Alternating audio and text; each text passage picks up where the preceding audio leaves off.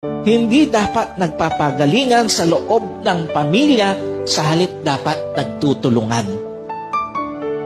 Why? Dahil ang pagbagsak ng isa ay pwedeng maging pagbagsak ng buong pamilya.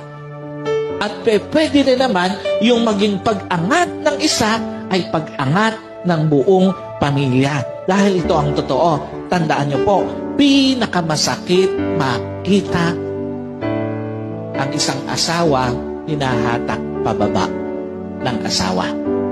Pinakamasakit makita na ang magulang hinahatak pababa ang mga anak at yung mga anak hinahatak pababa ang kanilang magulang, and at the same time, ang pinaka-typical sa lahat, pinakamasakit makita yung kapatid na hinahatak pababa ang kanyang kapatid.